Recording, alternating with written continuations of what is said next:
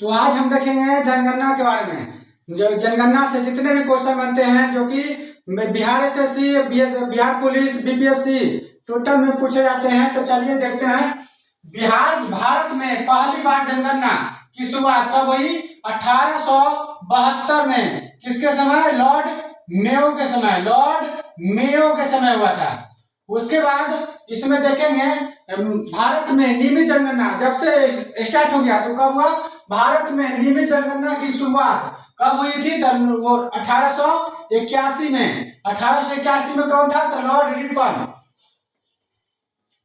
Lord Ripon के समय। सबसे ज्यादा बार पूछने वाला क्वेश्चन यही सब है कि कब स्टार्ट हुई जनगणना, कब नियमित स्टार्ट हुई। उसके बाद स्वतंत्र भारत की पहली जनगणना कब हुई? स्वतंत्र भारत की पहली जनगणना 1951 में हुआ। स्वतंत्र भारत की पहली जनगणना कब हुआ? 1951 में। उसके बाद ये स्वतंत्र भारत के मतलब आजादी के बाद अभी तक वर्तमान में कितनी बार जनगणना हो गई? तो वो 7 बार। कितना बार हुआ? 7 बार। उसके बाद जनगणना का महाविभाजन विभाजक वर्ष कब हुआ था? तो वो 1921 में। 1921 में। 1921 में कौन था? तो वो लॉर्ड रीडिंग के समय हुआ था। कौन हुआ था? लॉर्ड रीडिंग के समय। उसके बाद जनगणना का लघु विभाजन कब हुआ था? 1951 में। उसके बाद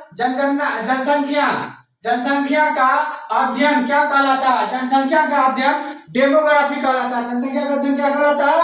डेमोग्राफी। उसके बाद 2011 की जनगणना का क्रम कर्मी है, जो कि 2011 की जनगणना का क्रम 15वीं जनगणना है और स्वतंत्र भारत की 7वीं जनगणना है। यानी 2011 की जनगणना करनी है 15 और स्वतंत्र भारत की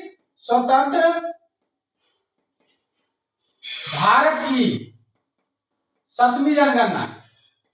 स्वतंत्र भारत की करनी हो गई 7वीं। उसके बाद जनगणना का शुभांकर क्या था? पर्णक शिक्षिका। क्या था? पर्णक शिक्षिका।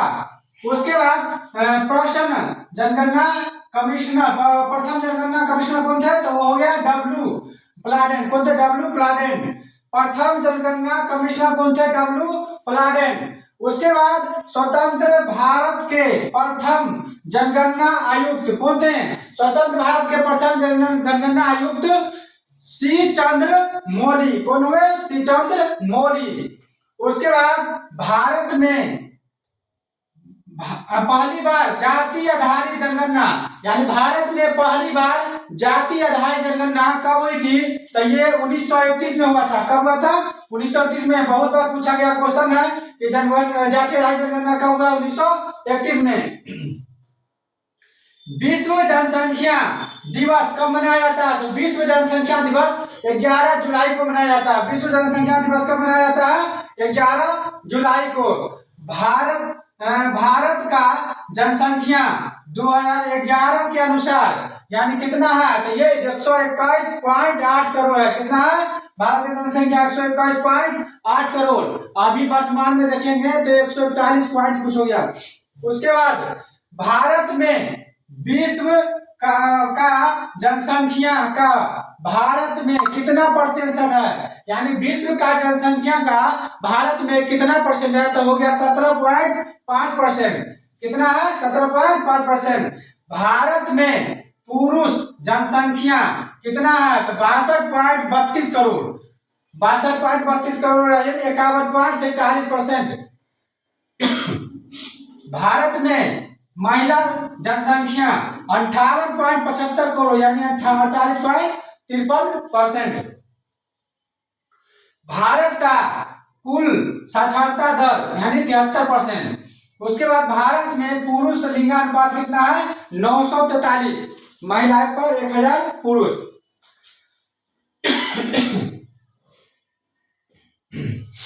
शिशु लिंगानुपात कितना है? 0 से 6 वर्ष। ये भी प्रश्न बहुत बार पूछा जाता है कि शिशु लिंगानुपात कितना है, यानी 0 से 6 वर्ष में 919 पे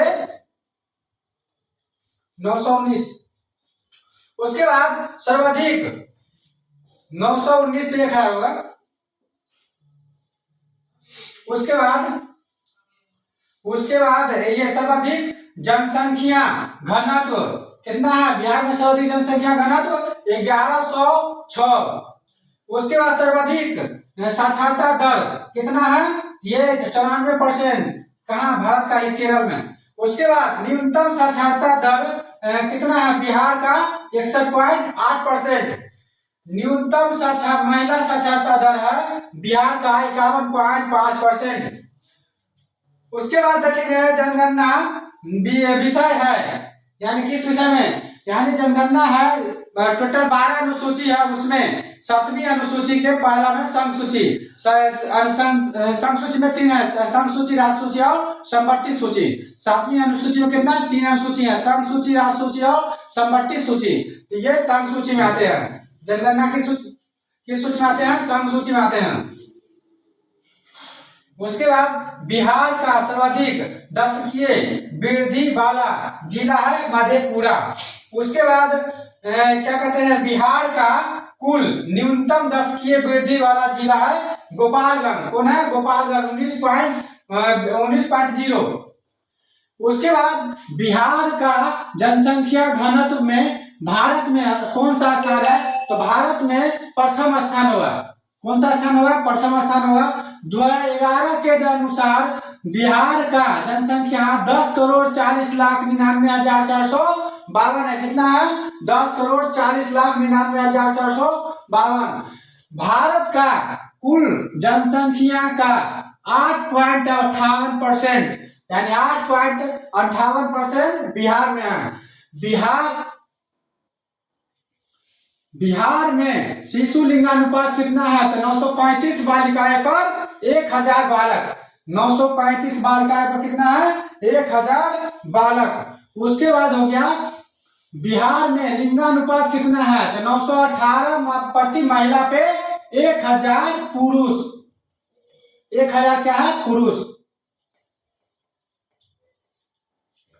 बिहार में सर्वाधिक नागरिक जनसंख्या वाला जिला कौन सा है? तो वो हो गया पटना, 43.48%।